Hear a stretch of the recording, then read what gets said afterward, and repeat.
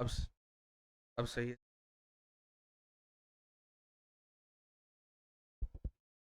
Okay. अपने कल पढ़ा था, पोषण पढ़ रहे हैं अपन।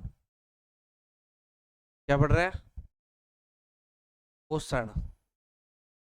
और पोषण दो प्रकार का है। एक तो है स्वपोषी पोषण, एक है वि- विषम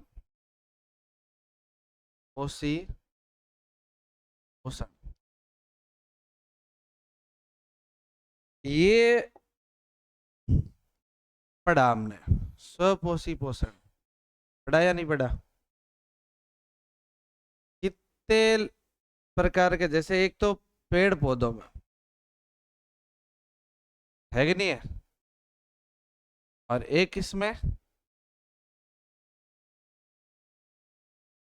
नील हरित शैवाल। कौन सी विधि से इनमें होता है?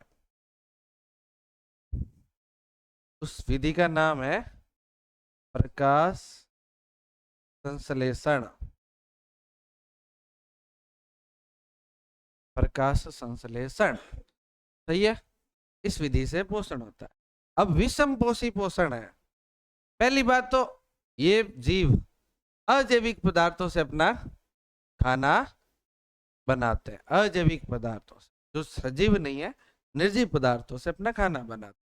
जबकि ये जीव अपना खाना प्रत्यक्ष या अप्रत्यक्ष रूप से, डायरेक्ट जरूरी नहीं है किसी सजीव को मार के खा रहे, सजीव का दूध पी रहे हैं।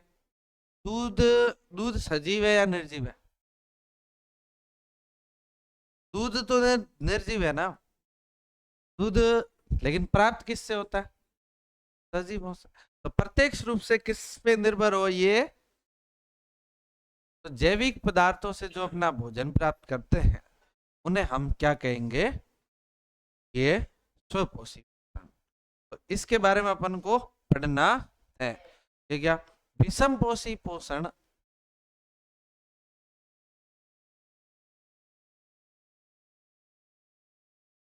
पोषण ये अलग अलग प्रकार का है। ये कुछ इसके प्रकार है। जैसे एक तो है प्राणी सम। कौन सा? प्राणी सम पोषण। एक तो कौन सा है? प्राणी सम पोषण। एक और जैसे मृत जीवी पोषण,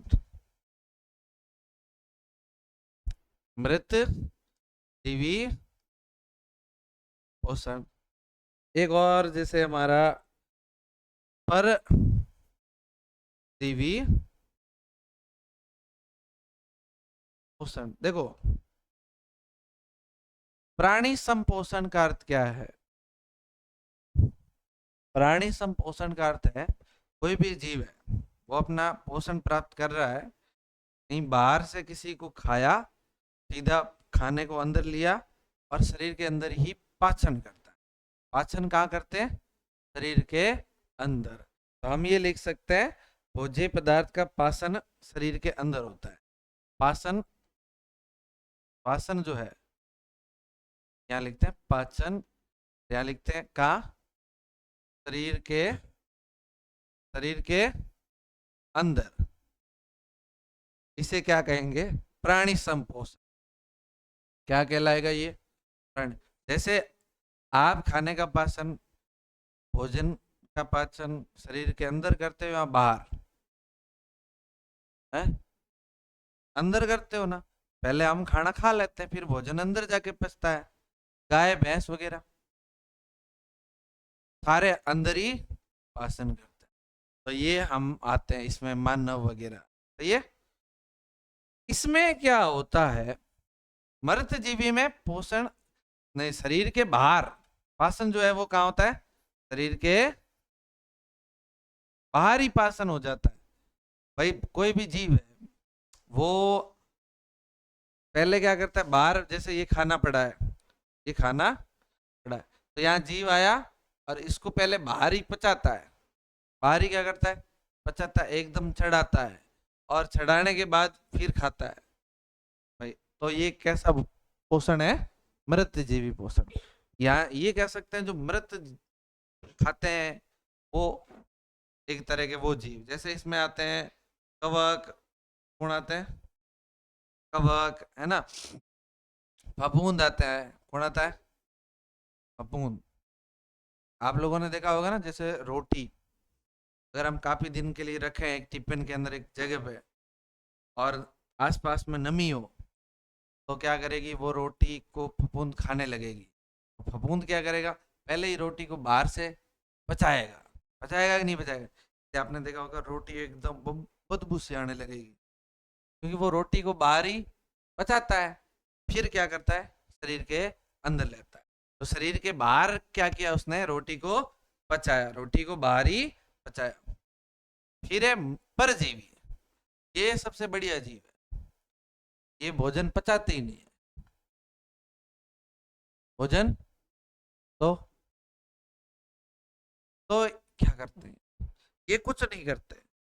जैसे आप हो, आपने खाना खाया, आपका भोजन पचाया, आप से ही सीधा ले लेंगे, दूसरे जीव का पचाया हुआ यानी कि दूसरे जीव से ही ले लेते हैं। तो ऐसे जीव, तो ये बोलो भोजन का पाचन कहाँ करते हैं, शरीर के अंदर करते हैं या बाहर करते हैं, तुम बताओ। करते ही नहीं है, ये क्या करते हैं, शरीर में किसी दूसरे के शरीर पे रहते हैं और वहां से अपना भोजन प्राप्त करते हैं, लेकिन लेकिन दूसरे जीव को मारते नहीं है, ठीक नहीं है। जैसे शेर है, शेर, यार शेर मान लो बकरी से भोजन प्राप्त कर रहा है, तो ये क्या करेगा, सीधा बकरी को मार देगा ना।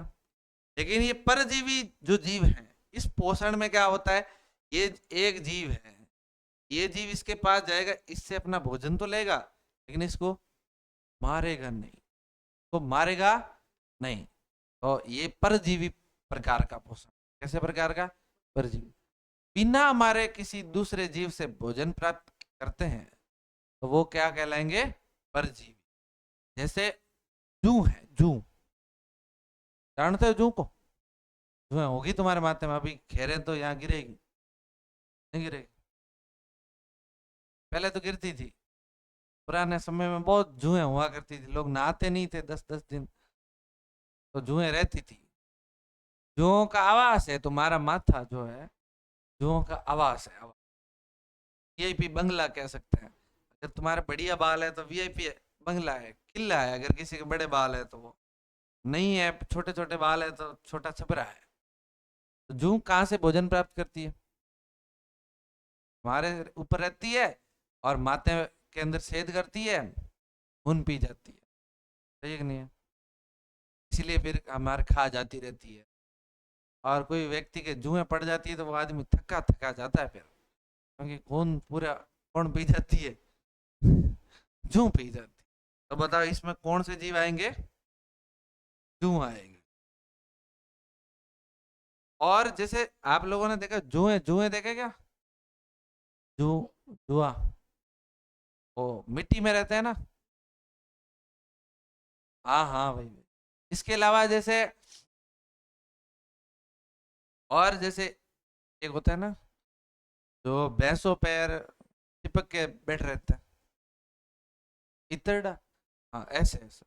एक और एक अमर बेल होती है, एक पौधा होता है जिसका नाम बोलो, ये अमर बेल भी क्या है, अमर बेल एक किसी पौधे के चारों तरफ लिपटती है, बेल है, लिपटती है, खुद प्रकाश संश्लेषण भी नहीं करती है, और क्या करती है, कहां से खाना प्राप्त करती है बोलो। हुँ? तो ये जैसे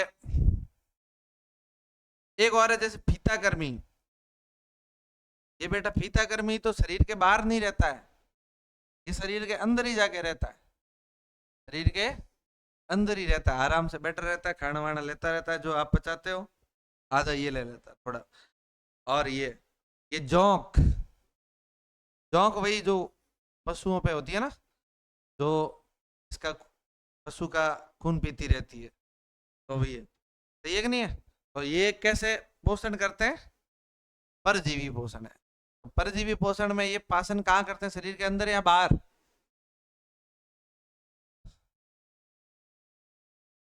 करते ही नहीं है, ये तो दूसरे वाले से ले लेते हैं, किसी दूसरे जीव से ही अपना भोजन प्राप्त करते हैं, फंसा हुआ ही लेते, डायरेक्ट ऊर्जा लेते हैं। और मृतजीवी पोषण में शरीर के बाहर से भोजन प्राप्त किया जाता, मतलब पचाया जाता है शरीर के बाहर ही। जैसे फफूंद है तो रोटी को बाहर ही पचाएगा फिर खाएगा। यहाँ कोई जीव मान लो मरा हुआ है, उसको मरे हुए जीव को खाने वाले आप लोगों ने देखा होंगे, मरा हुआ जीव से बहुत सारी दुर्गंध आती रहती है, तो वो वहां पर बहुत सारे जीव आते हैं छोटे छोटे, वो क्या करते हैं बाहर ही पचाते हैं फिर अंदर खाते रहते हैं। तो ये, और ये विषमपोषी पोषण में, इसमें तो कौन कौन आते हैं, शरीर के अंदर पाचन होता है, जैसे मानव, जैसे भैंस, जैसे गधा, जैसे कुत्ता है, बकरी, सब सारे के सारे इसमें आते हैं। समझ में आ गया? तो ये लिखना पड़ेगा आपको, ये तो लिखा हुआ है, ये लिख लो फटाफट। देखो धड़ाधड़, एक दो बातें याद रहेगी लिखेंगे तो, सही है कि नहीं है?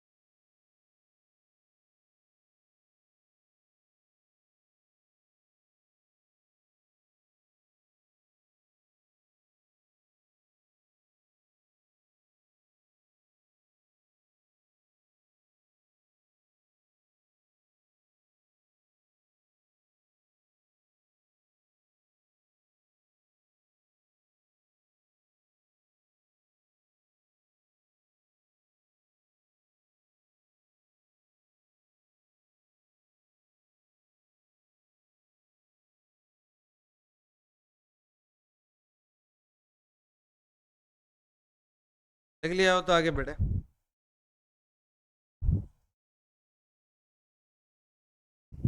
लो चलो आगे बढ़े।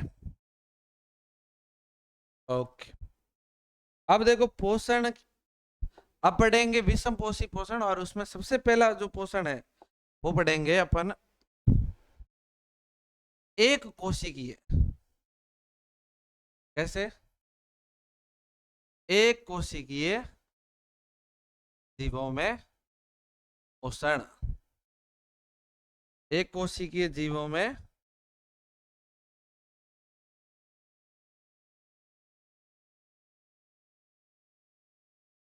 एक कोशिकीय जीवों में पोषण। एक कोशिकीय जीव जो है, तुम्हें क्या लगता है वो पोषण करते होंगे, खाना वाना खाते हैं? जैसे भागा बता तू, एक कोशिकीय जीव का नाम बता देगा एक। Very good, paramecium. कौन सी बा? अमीबा। और चलो, अमीबा का पोषण जो है वो थोड़ा इंपॉर्टेंट है। इसका पोषण इंपॉर्टेंट है थोड़ा, अमीबा का। अमीबा का पोषण इंपॉर्टेंट है, तो इसकी बात करें तो अमीबा को, अमीबा की फोटो देखी है आपने, कैसी होती है? अमीबा का आकार निश्चित नहीं है। तुम्हें पूछा जाए अमीबा का चित्र बना दो, ये लो, ये अमीबा, कुछ भी, अमीबा का आकार निश्चित। लेकिन अगर हम थोड़ा यूं ढंग से बनाने की कोशिश करें, ऐसे बना देते हैं, और ये बीच में क्या होता है, और ये बाकी कोशिका एक ही है, तो ये इसका नाम बोलो क्या है? अमीबा का कोई आकार निश्चित। अमीबा ऐसा जीव है जिसका कोई आकार निश्चित नहीं है, छोटा है बेचारा। दिखता है क्या आपको? आपने अमीबा देखा है? अशोक ने देखा होगा, कभी नहीं देखा? दुखी क्यों रहता हूँ? है, गर्मी लग रही है? मेरे को भी लग रही है, पसीना।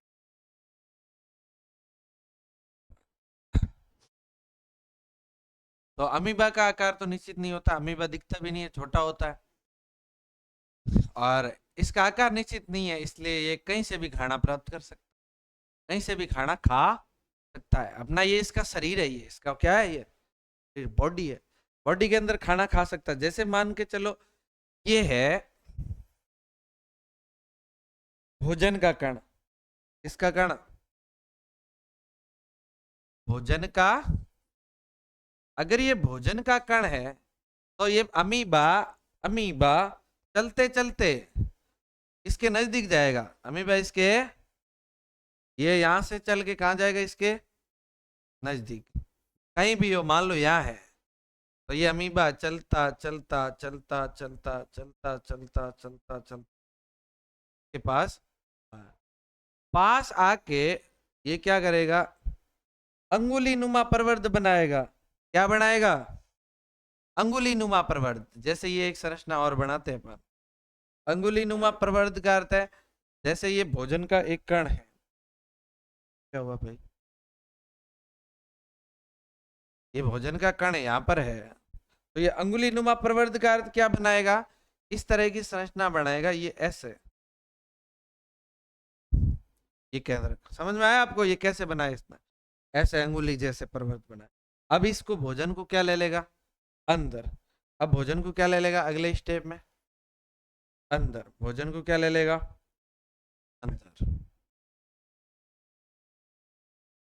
ये भोजन का कण किस में आ गया, इस अमीबा के। तो बताओ, पहले भोजन के पास जाता है, फिर भोजन को क्या करता है, अंदर लेता है, और भोजन का क्या करेगा, पाचन।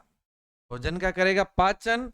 पाचन के बाद जो अपशिष्ट बचेगा, मान लो ये एक अपशिष्ट बच गया, इस भोजन का पाचन हुआ, और ये पाचन के बाद अपशिष्ट रह गया, और ये अमीबा है ही है, और ये क्या रह गया, अपशिष्ट। तो ये तुम्हें पता है अपशिष्ट को क्या करेगा, इस अपशिष्ट को, इस अपशिष्ट को, इस अपशिष्ट को दिख रहा है क्या आपको अपशिष्ट? ये अपशिष्ट दिख नहीं रहा होगा, थोड़ा बड़ा बनाते हैं। ये अपशिष्ट है, ये इस अपशिष्ट को पता क्या करेगा, किनारे पर भेजेगा। इस अपशिष्ट को कहां भेजेगा, किनारे पे। ये साइड में आ गया अपशिष्ट, ये पहले वाला तो हटा ही देते हैं। ये वाला, ये अपशिष्ट यहाँ है, तो इसको कहां भेजेगा, किनारे की तरफ। कहां भेजेगा, किनारे की तरफ। फिर ये खुद क्या करेगा, अपने आकार में इस तरह से परिवर्तन करेगा कि ये जो अपशिष्ट है ना, ये अपशिष्ट यहाँ है, और अपने आकार में इस तरह से परिवर्तन करेगा कि ये वाला है ना, ये वाली पट्टी को हटा के ऐसे कर देगा, और अपने आप साइड से ये बाहर हो जाएगा। तो ये अब देखो, अमीबा इस तरह से था, और ये पट्टी इस तरह से, और ये केंद्र। अब बताओ, अमीबा ने क्या कर दिया, इस भोजन के कण को बाहर, जो अपशिष्ट था उसको क्या कर दिया, बाहर। तो देखो, अब ये अंदर ले गया, अंदर लिया तो यहाँ क्या होगा, पाचन। और फिर क्या करेंगे भाई, ये बाहर क्या त्याग है, ये अपशिष्ट पदार्थ है, अपशिष्ट भोजन है, इसको क्या किया बाहर। तो इसमें 3 स्टेप चलेंगे, कितने स्टेप चलेंगे बोलो भाई, 3, कितने 3। 3 में क्या क्या है ध्यान से सुनना। एक तो हो गया अंतग्रहण, भोजन को अंदर लेना, अंतग्रहण। और फिर दूसरा भोजन का पाचन, 1 नंबर भोजन का अंतग्रहण, 2 नंबर क्या होगा भोजन का पाचन, और 3 नंबर बहिष्करण। यानी भोजन को, जो पचा हुआ भोजन है वो तो शरीर की विभिन्न कार्यों में ऊर्जा खर्च होगी, उसमें यूज ले लेंगे, लेकिन बाद में कुछ अपशिष्ट भोजन रहेगा, उस अपशिष्ट भोजन को शरीर से बाहर निकाला जाएगा, तो इसे कहेंगे बहिष्करण। क्या कहेंगे, तो बताओ कितने स्टेप हो गए टोटल, 3। कितने स्टेप हो गए, 3। कितने हो गए, 3। एक तो हो गया अंतग्रहण, एक हो गया पाचन, और एक हो गया बहिष्करण। समझ में आया, कितने स्टेप हो गए, 3। तो ये अमीबा के पोषण के लिए।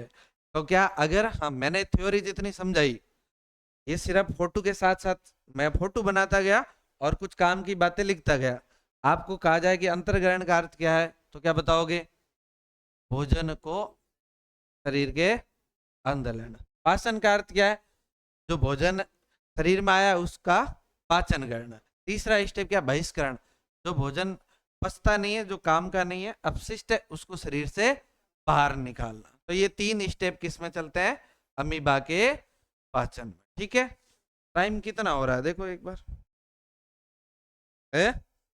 6 बजे, 5। ओके, चलो कोई बात नहीं, एक और पैरामीशियम की बात करें। अच्छा देखो, पैरामीशियम भी तो एक कैसा जीव है, एक कोशिकीय है ना। इस पैरामीशियम की बात करें ना, तो पैरामीशियम की क्या है आकृति है, निश्चित। पैरामीशियम की क्या है आकृति, एकदम निश्चित है। जैसे ये इस तरह का एक जीव है, और इस पर पक्षमाप पाए जाते हैं। क्या पाए जाते हैं, इस तरह हेयर नुमा संरचना, छोटी छोटी हेयर, रोम कह सकते हैं। अब ये इसका एक फिक्स है, इससे क्या कहते हैं, पक्षमाप। क्या कहते हैं, बालों जैसी छोटी छोटी संरचना है। अब सिंपल सा है, इसका खाना एक जगह से ही मुंह में आता, मुंह में मतलब एक एक फिक्स स्थान है, वहां से भोजन शरीर के अंदर जाएगा। हमारा शरीर में भोजन जाने का स्थान फिक्स है, हम चाहे नाक में से भोजन डालें, फिर जबरदस्ती वाले आंखों में से डालें, चलो नाक में से तो फिर भी चला जाएगा, आगे चौराहे आता है, लेकिन नाक आंखों में से तोड़ी जाएगा, कान में से तोड़ी जाएगा, ऐसा। तो फिक्स जगह से, हम यहाँ से हाथ में से डालने की कोशिश करेंगे तो नहीं जा पाएगा, लेकिन इनका फिक्स स्थान है। लेकिन ये जैसे मान लो भोजन पड़ा है, क्या कहीं दूर भोजन पड़ा है, ये भोजन यहाँ पड़ा है, तो ये क्या करेगा, खुद ही चल के चला जाएगा कहा, इसके पास। और ये किसकी सहायता से चलता है, पक्षमाप की सहायता से चलता है, और ये इसके पास जाएगा और इसकी जगह फिक्स है, वहां से खा जाएगा और भोजन अंदर चला जाएगा। समझ में आई बात, ठीक है ना। तो ये किसका, दोनों जो एक कोशिकीय जीव है, दोनों के बारे में, ठीक है। तो आई थिंक आज इतना ही, क्या लगता है, तो आप लिख लो, फिर अपन, आज गर्मी बहुत है।